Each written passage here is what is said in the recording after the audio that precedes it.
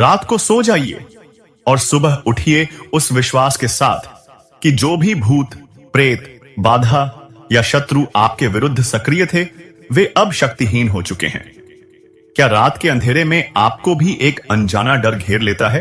क्या कभी ऐसा महसूस होता है कि जब पूरी दुनिया सो रही होती है, तब आपके शत्रु आपके जीवन के विरुद्ध कोई तांत्रिक जाल बुन रहे हैं? यदि किसी की बुरी नजर, किसी प्रेत बाधा या नकारात्मक शक्ति आपकी नींद, आपकी शांति और आपके मन की स्थिरता को जला रही है, तो आज से भय को त्याग दीजिए, क्योंकि आज हम उस महाशक्ति का आह्वान करेंगे जिनका नाम लेते ही रात्रि का अंधकार भी कांप उठता है, जिनके मुख से प्रकट होने वाली ज्वाला शत्रु की दुष्ट बुद्धि को सुबह होने से पहले ही राख कर देती है। यह कोई साधारण मंत्र नहीं है, यह है मुखी हनुमान जी का रात्रिकालीन ज्वालामुखी उलटारी तांत्रिक मंत्र। शास्त्र कहते हैं, रात के समय उच्चारित यह मंत्र कई गुना अधिक प्रभावी हो जाता है। यह केवल रक्षा नहीं करता, बल्कि शत्रु द्वारा भेजी गई हर नकारात्मक शक्ति की दिशा पलट देता है। कहा जाता है कि एक बार एक दुष्ट तांत्रिक ने रात्रि के सन्नाटे में हनुमान जी को बांधने हेतु एक घातक तंत्र छोड़ा। उसे विश्वास था कि रात में उसका प्रहार विफल नहीं होगा, लेकिन जैसे ही वह तंत्र बजरंगबली की दिव्य सुरक्षा परिधि से टकराया, हनुमान जी ने अपनी उलटारी शक्ति का प्रयोग किया।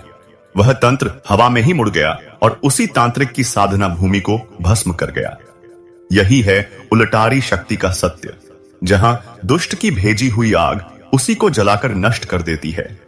मुखी हनुमान जी का ज्वालामुखी स्वरूप आपके चारों ओर ऐसा सुरक्षा कवच खड़ा कर देता है जिसे कोई भूत, कोई बाधा और कोई शत्रु भेद नहीं सकता। यदि आप भी चाहते हैं कि आपकी रातें भय मुक्त हों और हर सुबह विजय और शांति लेकर आए, तो अटूट विश्वास के साथ लगातार 11 रातों तक 11 मुखी हनुमान जी का ध्यान करें। इस मंत्र श्रवण को धीमी आवाज में चलाकर निश्चिंत होकर सो जाइए। आप स्वयं अनुभव करेंगे कि कैसे रात्रि के सन्नाटे में हनुमान जी की शक्ति आपके चारों ओर अभेद्य रक्षा किला खड़ा कर रही है। भक्तों, यदि यह साधना आपको भीतर तक स्पर्श करे, तो देवता साधना चैनल को लाइक करें, सब्सक्राइब करें और इस दिव्य शक्ति को अन्य भक्तों तक अवश्य पहुंचाइए।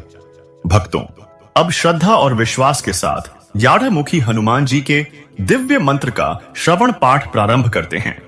ओम श्रीं ह्रीं क्लीं एकादशमुखी हनुमते सर्वबाधा विनाशाय हनुमते नमः। ओम श्रीं ह्रीं क्लीं एकादशमुखी हनुमते सर्वबाधा विनाशाय हनुमते नमः। ओम श्रीं ह्रीं क्लीं एकादशमुखी हनुमते सर्वबाधा विनाशाय हनुमते नमः। ओम श्रीं ह्रीं क्लीं एकादशमुखी हनुमते सर्वबाधा विनाशाय हनुमते नमः। ओम श्रीं ह्रीं क्लीं एकादशमुखी हनुमते सर्वबाधा विनाशाय हनुमते नमः। ओम श्रीं ह्रीं क्लीं एकादशमुखी हनुमते सर्वबाधा विनाशाय हनुमते नमः। ओम श्रीं ह्रीं क्लीं एकादशमुखी हनुमते सर्वबाधा विनाशाय हनुमते नमः। ओम श्रीं ह्रीं क्लीं एकादशमुखी हनुमते सर्वबाधा विनाशाय हनुमते नमः। ओम श्रीं ह्रीं क्लीं एकादशमुखी हनुमते सर्वबाधा विनाशाय हनुमते नमः। ॐ श्रीं ह्रीं क्लीं एकादशमुखी हनुमते सर्वबाधा विनाशाय हनुमते नमः। ॐ श्रीं ह्रीं क्लीं एकादशमुखी हनुमते सर्वबाधा विनाशाय हनुमते नमः। ॐ श्रीं ह्रीं क्लीं एकादशमुखी हनुमते सर्वबाधा विनाशाय हनुमते नमः। ॐ श्रीं ह्रीं क्लीं एकादशमुखी हनुमते सर्वबाधा विनाशाय हनुमते नमः।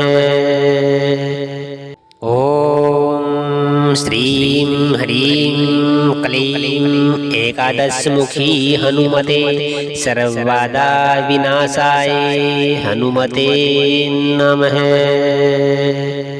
ॐ श्रीं ह्रीं क्लीं एकादशमुखी हनुमते सर्वबाधा विनाशाय हनुमते नमः।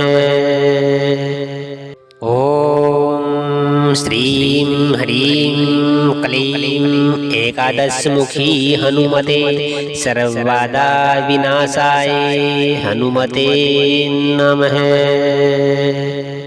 ॐ श्रीं ह्रीं क्लीं एकादशमुखी हनुमते सर्वबाधा विनाशाय हनुमते नमः। ॐ श्रीं ह्रीं क्लीं एकादशमुखी हनुमते सर्वबाधा विनाशाय हनुमते नमः। ॐ श्रीं ह्रीं क्लीं एकादशमुखी हनुमते सर्वबाधा विनाशाय हनुमते नमः। ॐ श्रीं ह्रीं क्लीं एकादशमुखी हनुमते सर्वबाधा विनाशाय हनुमते नमः। ॐ श्रीं ह्रीं क्लीं एकादशमुखी हनुमते सर्वबाधा विनाशाय हनुमते नमः। ॐ श्रीं ह्रीं क्लीं एकादशमुखी हनुमते सर्वबाधा विनाशाय हनुमते नमः। ॐ श्रीं ह्रीं क्लीं एकादशमुखी हनुमते सर्वबाधा विनाशाय हनुमते नमः। ॐ श्रीं ह्रीं क्लीं एकादशमुखी हनुमते सर्वबाधा विनाशाय हनुमते नमः। ॐ श्रीं ह्रीं क्लीं एकादशमुखी हनुमते सर्वबाधा विनाशाय हनुमते नमः। ॐ श्रीं ह्रीं क्लीं एकादशमुखी हनुमते सर्वबाधा विनाशाय हनुमते नमः। ॐ श्रीं ह्रीं क्लीं एकादशमुखी हनुमते सर्वबाधा विनाशाय हनुमते नमः। ॐ श्रीं ह्रीं क्लीं एकादशमुखी हनुमते सर्वबाधा विनाशाय हनुमते नमः। ॐ श्रीं ह्रीं क्लीं एकादशमुखी हनुमते सर्वबाधा विनाशाय हनुमते नमः। ॐ श्रीं ह्रीं क्लीं एकादशमुखी हनुमते सर्वबाधा विनाशाय हनुमते नमः। ॐ श्रीं ह्रीं क्लीं एकादशमुखी हनुमते सर्वबाधा विनाशाय हनुमते नमः। ॐ श्रीं ह्रीं क्लीं एकादशमुखी हनुमते सर्वबाधा विनाशाय हनुमते नमः। ॐ श्रीं ह्रीं क्लीं एकादशमुखी हनुमते सर्वबाधा विनाशाय हनुमते नमः। ॐ श्रीं ह्रीं क्लीं एकादशमुखी हनुमते सर्वबाधा विनाशाय हनुमते नमः। ॐ श्रीं ह्रीं क्लीं एकादशमुखी हनुमते सर्वबाधा विनाशाय हनुमते नमः। ॐ श्रीं ह्रीं क्लीं एकादशमुखी हनुमते सर्वबाधा विनाशाय हनुमते नमः। ॐ श्रीं ह्रीं क्लीं एकादशमुखी हनुमते सर्वबाधा विनाशाय हनुमते नमः। ॐ श्रीं ह्रीं क्लीं एकादशमुखी हनुमते सर्वबाधा विनाशाय हनुमते नमः। ॐ श्रीं ह्रीं क्लीं एकादशमुखी हनुमते सर्वबाधा विनाशाय हनुमते नमः। ॐ श्रीं ह्रीं क्लीं एकादशमुखी हनुमते सर्वबाधा विनाशाय हनुमते नमः। ॐ श्रीं ह्रीं क्लीं एकादशमुखी हनुमते सर्वबाधा विनाशाय हनुमते नमः। ॐ श्रीं ह्रीं क्लीं एकादशमुखी हनुमते सर्वबाधा विनाशाय हनुमते नमः। ॐ श्रीं ह्रीं क्लीं एकादशमुखी हनुमते सर्वबाधा विनाशाय हनुमते नमः। ॐ श्रीं ह्रीं क्लीं एकादशमुखी हनुमते सर्वबाधा विनाशाय हनुमते नमः। ॐ श्रीं ह्रीं क्लीं एकादशमुखी हनुमते सर्वबाधा विनाशाय हनुमते नमः। ॐ श्रीं ह्रीं क्लीं एकादशमुखी हनुमते सर्वबाधा विनाशाय हनुमते नमः। ॐ श्रीं ह्रीं क्लीं एकादशमुखी हनुमते सर्वबाधा विनाशाय हनुमते नमः। ॐ श्रीं ह्रीं क्लीं एकादशमुखी हनुमते सर्वबाधा विनाशाय हनुमते नमः। ॐ श्रीं ह्रीं क्लीं एकादशमुखी हनुमते सर्वबाधा विनाशाय हनुमते नमः।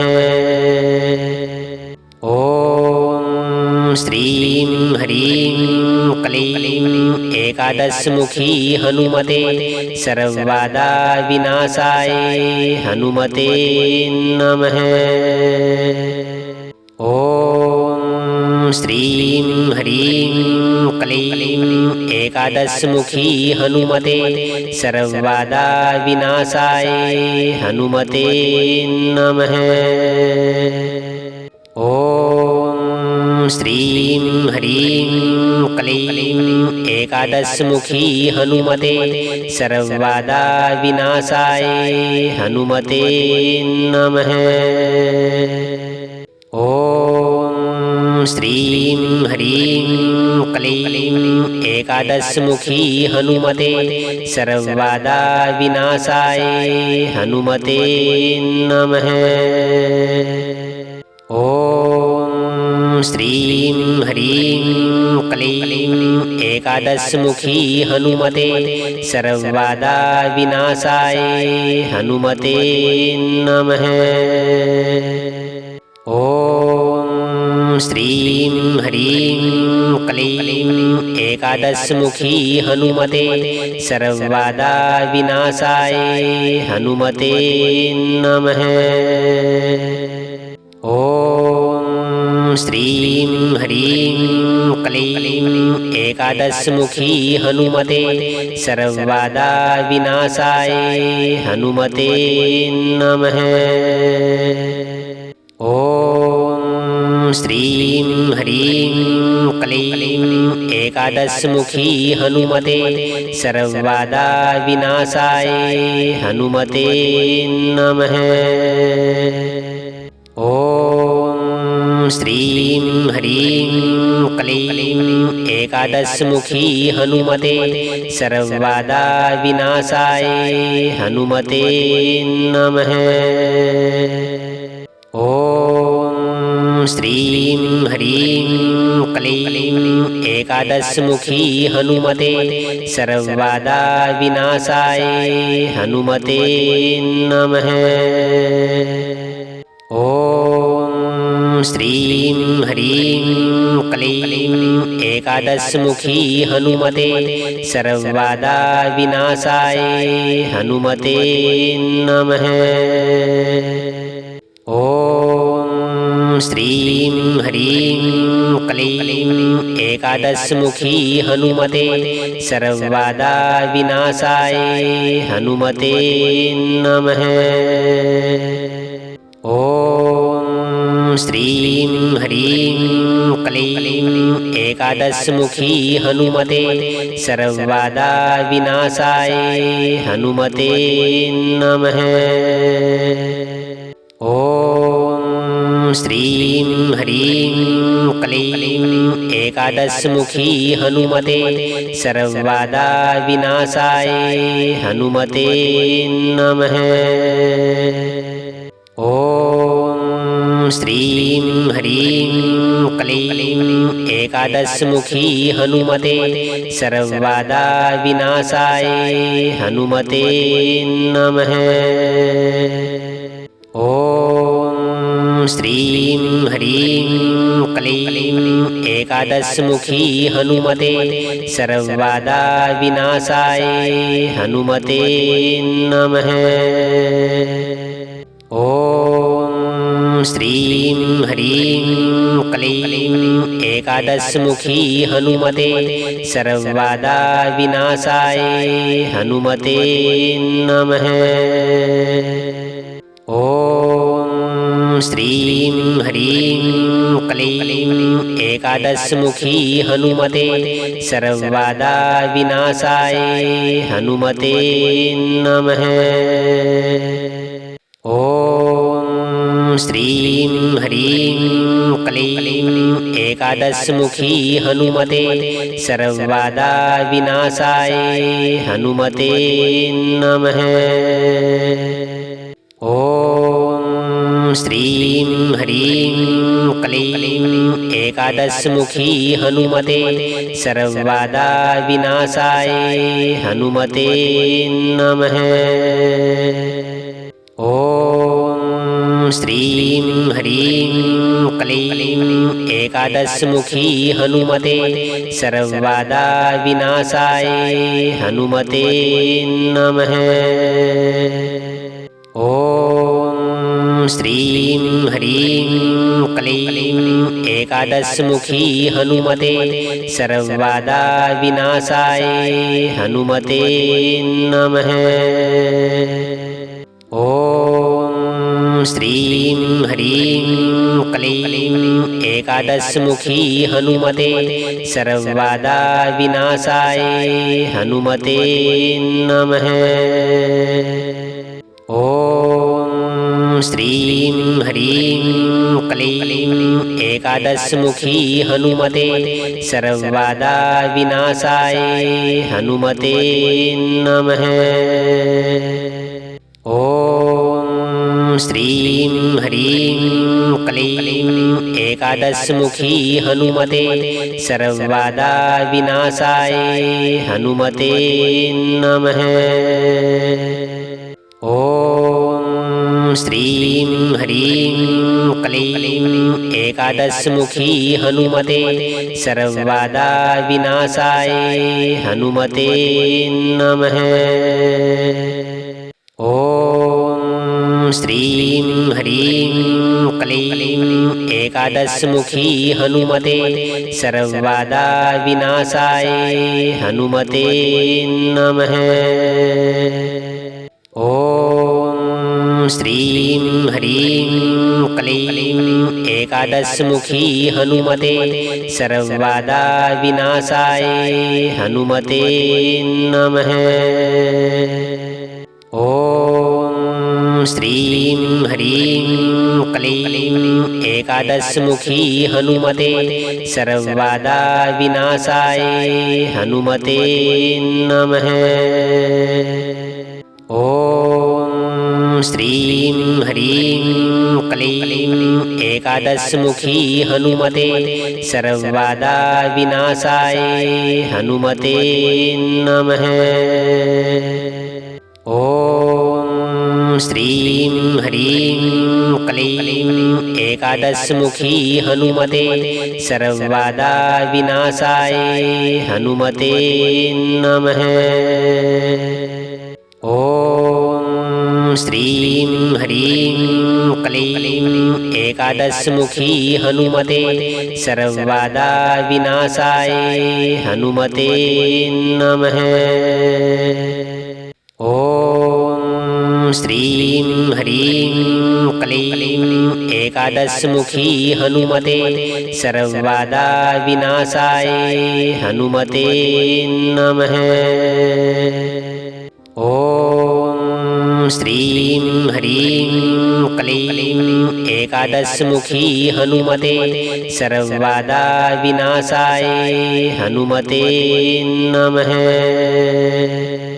ॐ श्रीं ह्रीं क्लीं एकादशमुखी हनुमते सर्वबाधा विनाशाय हनुमते नमः। ॐ श्रीं ह्रीं क्लीं एकादशमुखी हनुमते सर्वबाधा विनाशाय हनुमते नमः।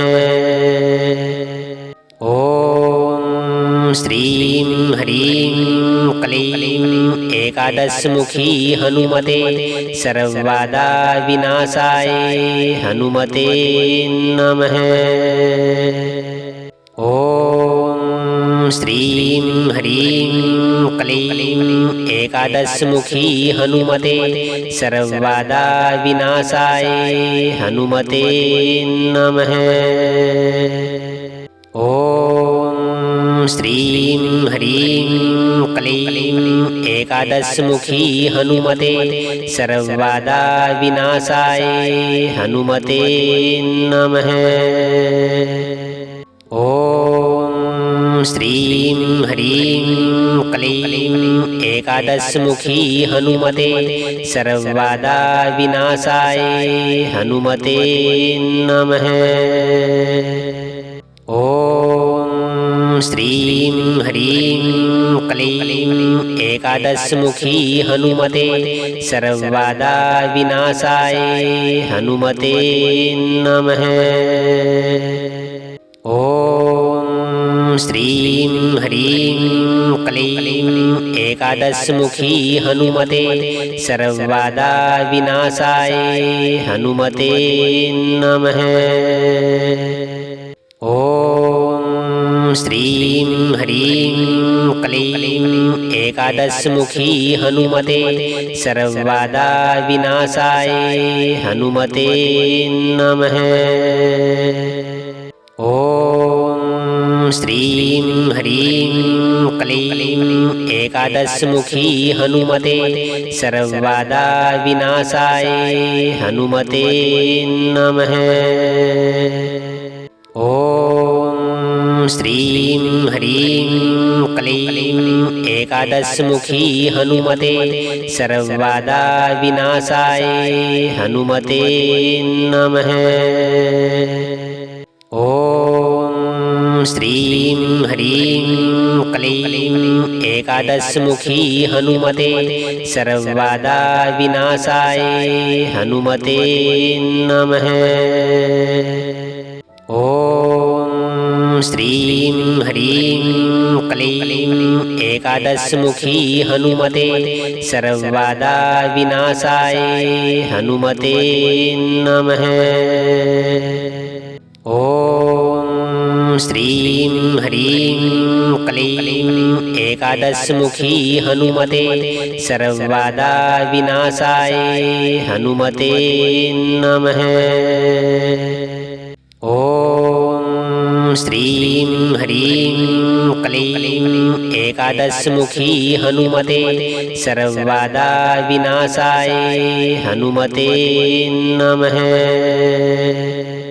ॐ श्रीं ह्रीं क्लीं एकादशमुखी हनुमते सर्वबाधा विनाशाय हनुमते नमः। ॐ श्रीं ह्रीं क्लीं एकादशमुखी हनुमते सर्वबाधा विनाशाय हनुमते नमः। ॐ श्रीं ह्रीं क्लीं एकादशमुखी हनुमते सर्वबाधा विनाशाय हनुमते नमः। ॐ श्रीं ह्रीं क्लीं एकादशमुखी हनुमते सर्वबाधा विनाशाय हनुमते नमः। ॐ श्रीं ह्रीं क्लीं एकादशमुखी हनुमते सर्वबाधा विनाशाय हनुमते नमः। ॐ श्रीं ह्रीं क्लीं एकादशमुखी हनुमते सर्वबाधा विनाशाय हनुमते नमः। ॐ श्रीं ह्रीं क्लीं एकादशमुखी हनुमते सर्वबाधा विनाशाय हनुमते नमः। ॐ श्रीं ह्रीं क्लीं एकादशमुखी हनुमते सर्वबाधा विनाशाय हनुमते नमः। ॐ श्रीं ह्रीं क्लीं एकादशमुखी हनुमते सर्वबाधा विनाशाय हनुमते नमः। ॐ श्रीं ह्रीं क्लीं एकादशमुखी हनुमते सर्वबाधा विनाशाय हनुमते नमः। ॐ श्रीं ह्रीं क्लीं एकादशमुखी हनुमते सर्वबाधा विनाशाय हनुमते नमः। ॐ श्रीं ह्रीं क्लीं एकादशमुखी हनुमते सर्वबाधा विनाशाय हनुमते नमः। ॐ श्रीं ह्रीं क्लीं एकादशमुखी हनुमते सर्वबाधा विनाशाय हनुमते नमः। ॐ श्रीं ह्रीं क्लीं एकादशमुखी हनुमते सर्वबाधा विनाशाय हनुमते नमः। ॐ श्रीं ह्रीं क्लीं एकादशमुखी हनुमते सर्वबाधा विनाशाय हनुमते नमः। ॐ श्रीं ह्रीं क्लीं एकादशमुखी हनुमते सर्वबाधा विनाशाय हनुमते नमः। ॐ श्रीं ह्रीं क्लीं एकादशमुखी हनुमते सर्वबाधा विनाशाय हनुमते नमः।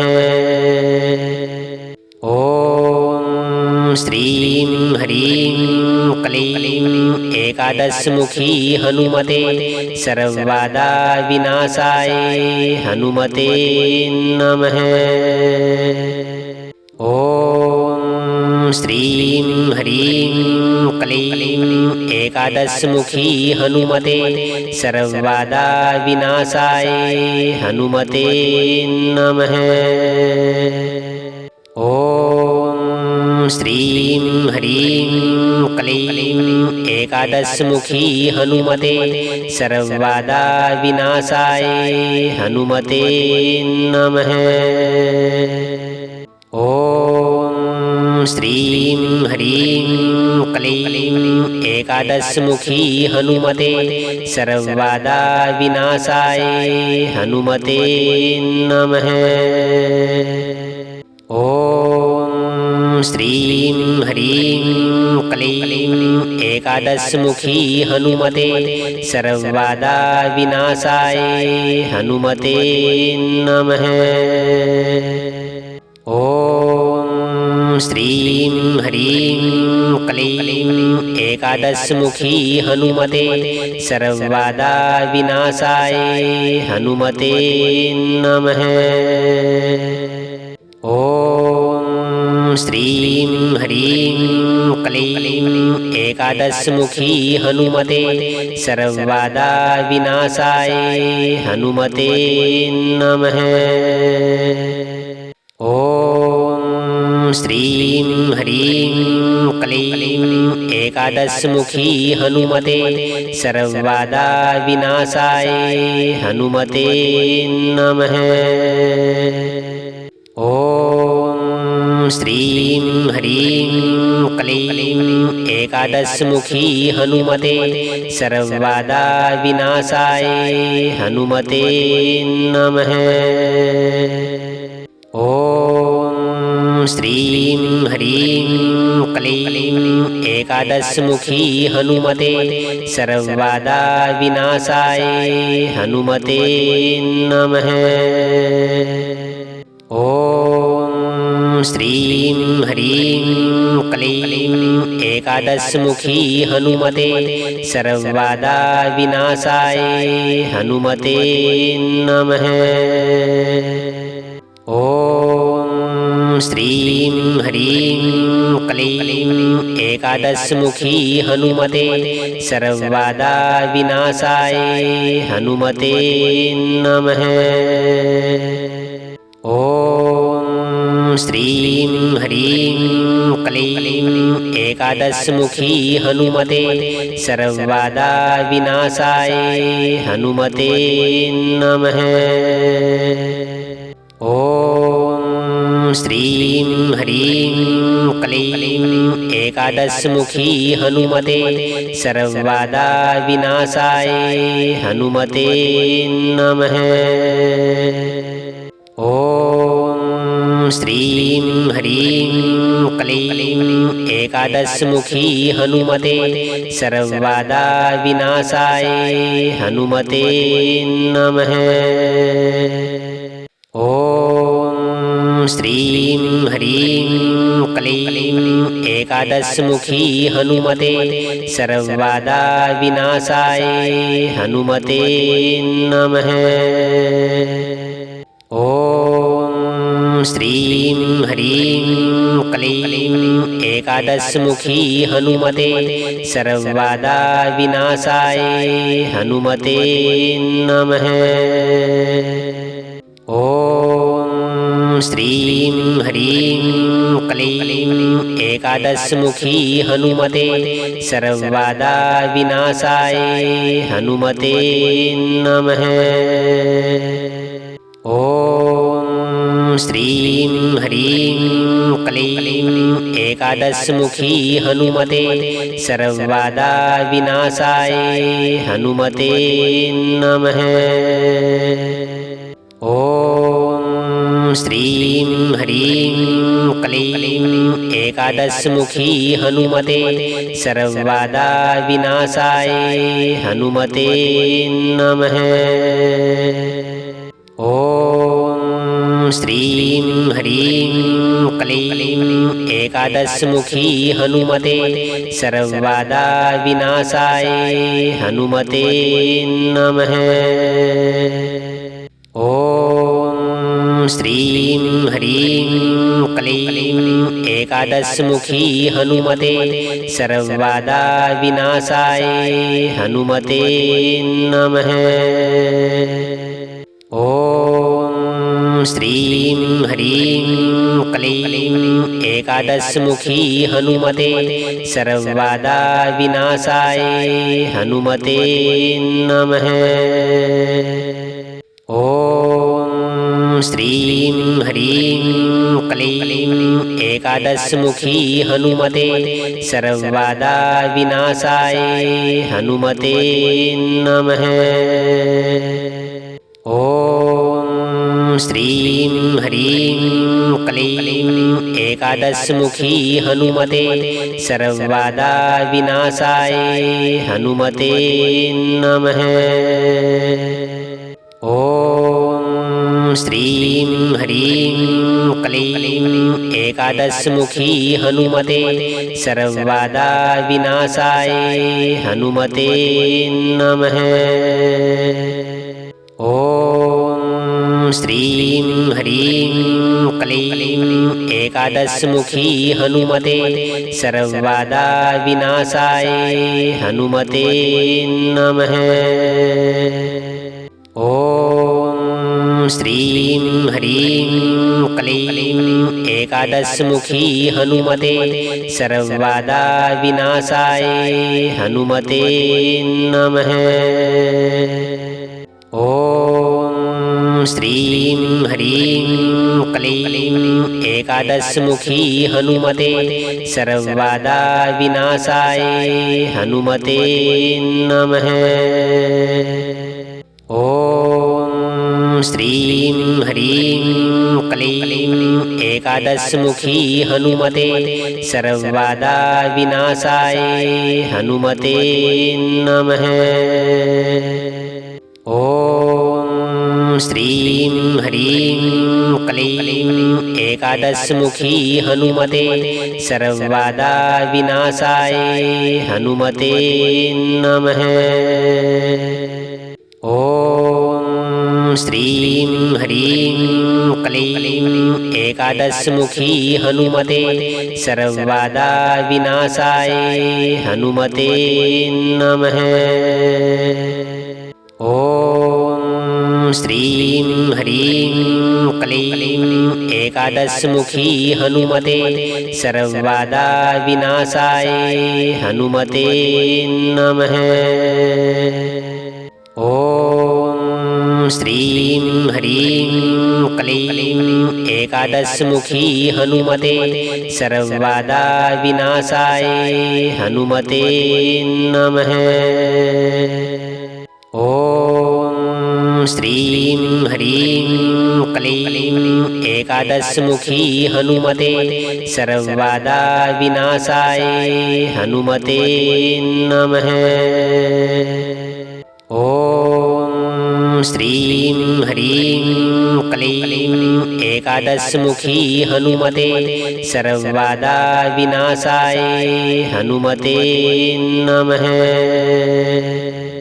ॐ श्रीं ह्रीं क्लीं एकादशमुखी हनुमते सर्वबाधा विनाशाय हनुमते नमः। ॐ श्रीं ह्रीं क्लीं एकादशमुखी हनुमते सर्वबाधा विनाशाय हनुमते नमः। ॐ श्रीं ह्रीं क्लीं एकादशमुखी हनुमते सर्वबाधा विनाशाय हनुमते नमः। ॐ श्रीं ह्रीं क्लीं एकादशमुखी हनुमते सर्वबाधा विनाशाय हनुमते नमः।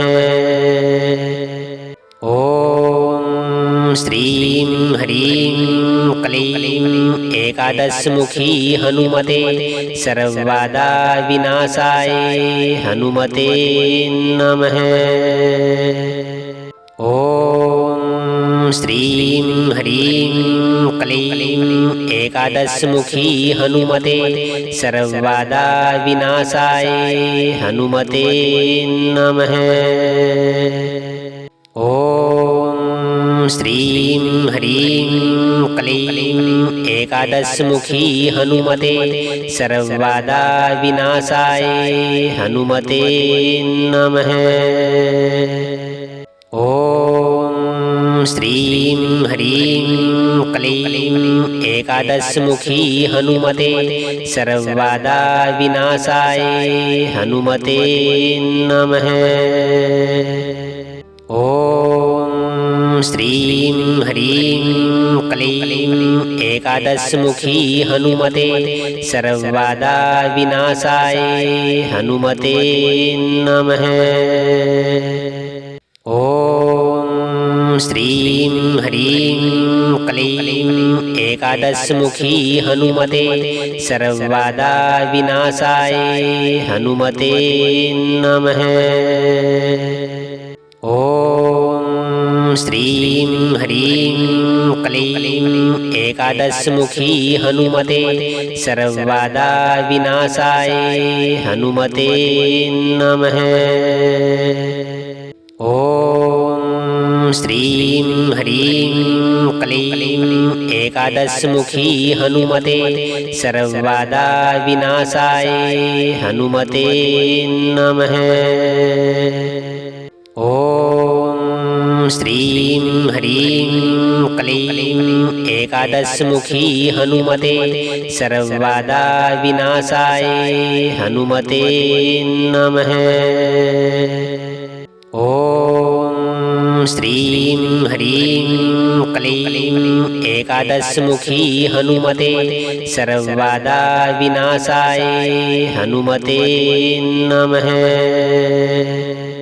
ॐ श्रीं ह्रीं क्लीं एकादशमुखी हनुमते सर्वबाधा विनाशाय हनुमते नमः। ॐ श्रीं ह्रीं क्लीं एकादशमुखी हनुमते सर्वबाधा विनाशाय हनुमते नमः। ॐ श्रीं ह्रीं क्लीं एकादशमुखी हनुमते सर्वबाधा विनाशाय हनुमते नमः। ॐ श्रीं ह्रीं क्लीं एकादशमुखी हनुमते सर्वबाधा विनाशाय हनुमते नमः।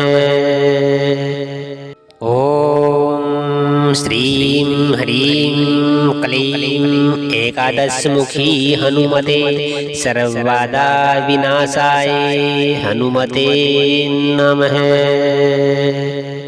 ॐ श्रीं ह्रीं क्लीं एकादशमुखी हनुमते सर्वबाधा विनाशाय हनुमते नमः। ॐ श्रीं ह्रीं क्लीं एकादशमुखी हनुमते सर्वबाधा विनाशाय हनुमते नमः। ॐ श्रीं ह्रीं क्लीं एकादशमुखी हनुमते सर्वबाधा विनाशाय हनुमते नमः। ॐ श्रीं ह्रीं क्लीं एकादशमुखी हनुमते सर्वबाधा विनाशाय हनुमते नमः। ॐ श्रीं ह्रीं क्लीं एकादशमुखी हनुमते सर्वबाधा विनाशाय हनुमते नमः।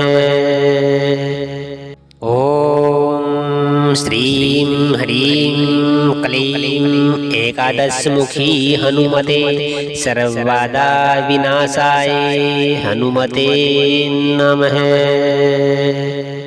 ॐ श्रीं ह्रीं क्लीं एकादशमुखी हनुमते सर्वबाधा विनाशाय हनुमते नमः।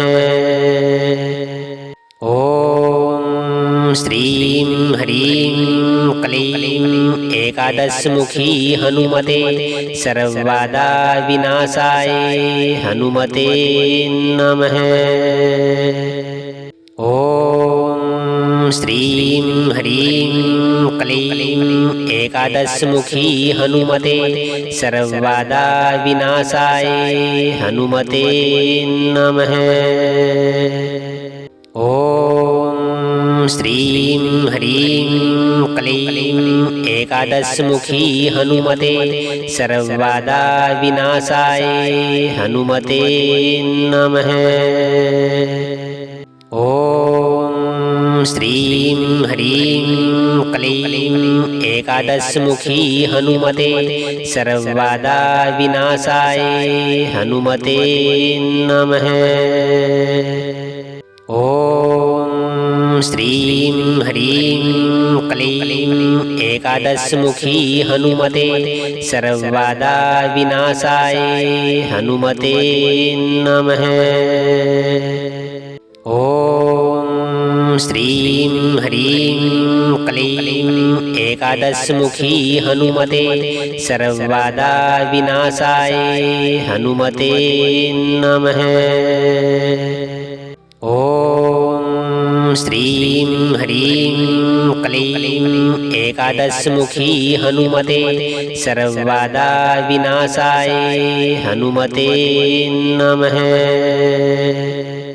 ॐ श्रीं ह्रीं क्लीं एकादशमुखी हनुमते सर्वबाधा विनाशाय हनुमते नमः।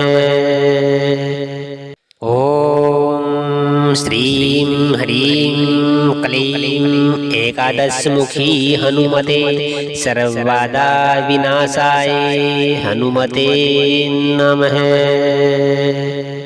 ॐ श्रीं ह्रीं क्लीं एकादशमुखी हनुमते सर्वबाधा विनाशाय हनुमते नमः। ॐ श्रीं ह्रीं क्लीं एकादशमुखी हनुमते सर्वबाधा विनाशाय हनुमते नमः।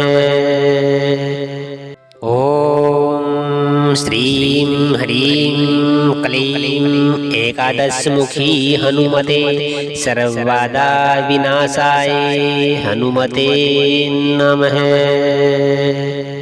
ॐ श्रीं ह्रीं क्लीं एकादशमुखी हनुमते सर्वबाधा विनाशाय हनुमते नमः।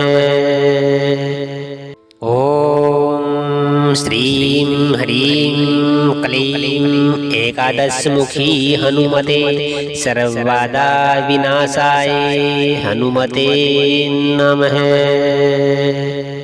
ॐ श्रीं ह्रीं क्लीं एकादशमुखी हनुमते सर्वबाधा विनाशाय हनुमते नमः।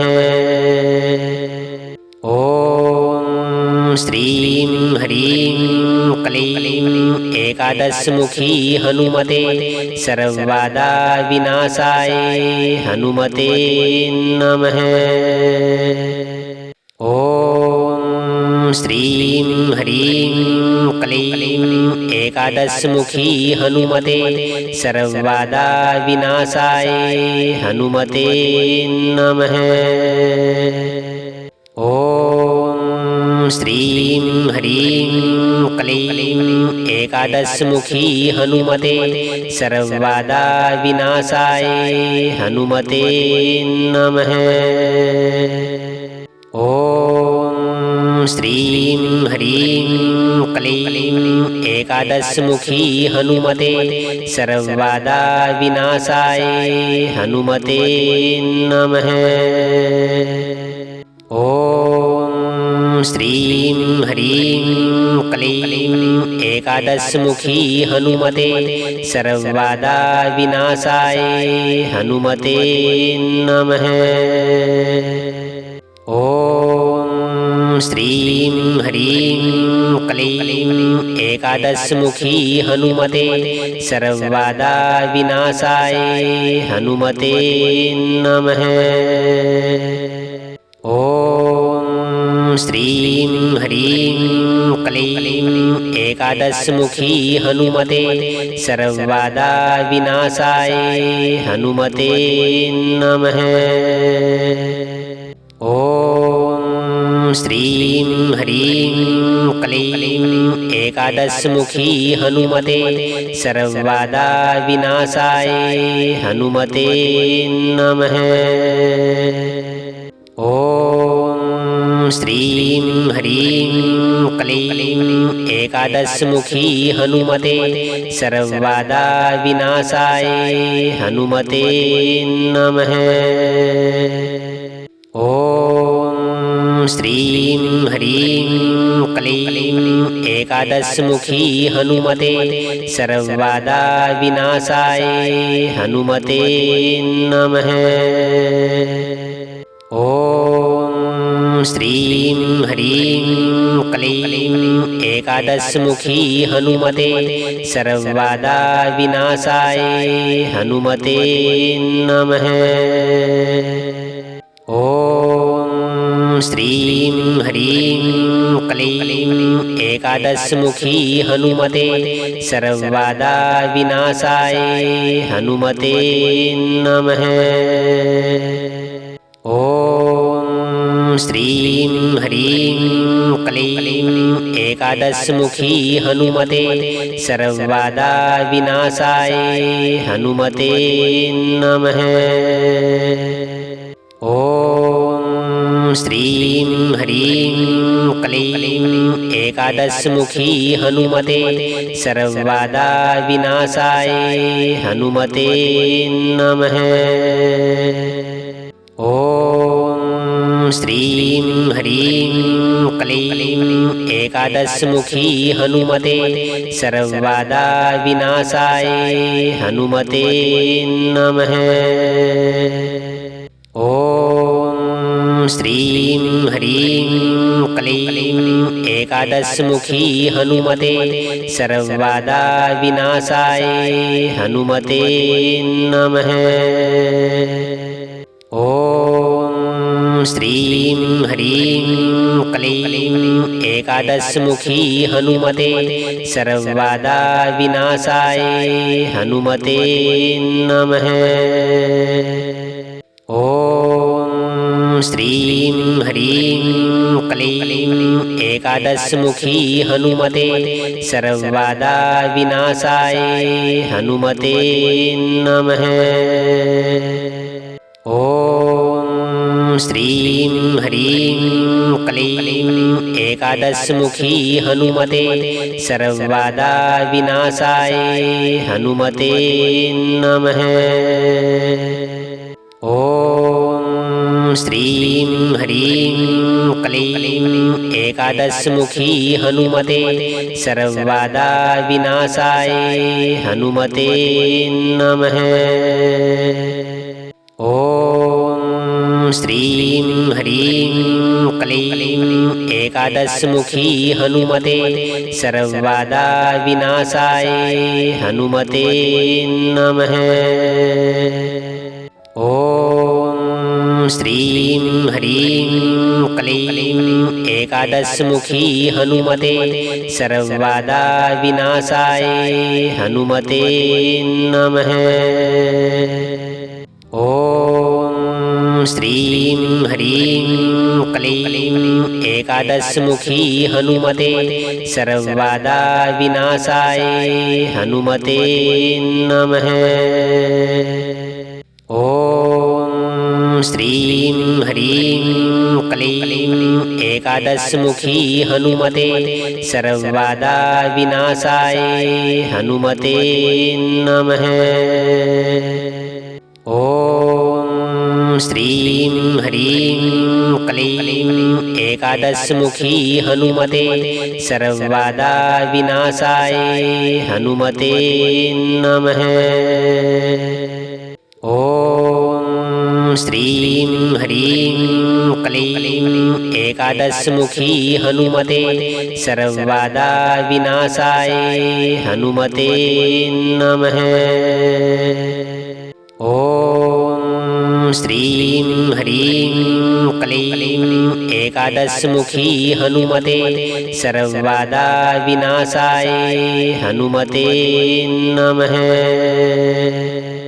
ॐ श्रीं ह्रीं क्लीं एकादशमुखी हनुमते सर्वबाधा विनाशाय हनुमते नमः। ॐ श्रीं ह्रीं क्लीं एकादशमुखी हनुमते सर्वबाधा विनाशाय हनुमते नमः। ॐ श्रीं ह्रीं क्लीं एकादशमुखी हनुमते सर्वबाधा विनाशाय हनुमते नमः।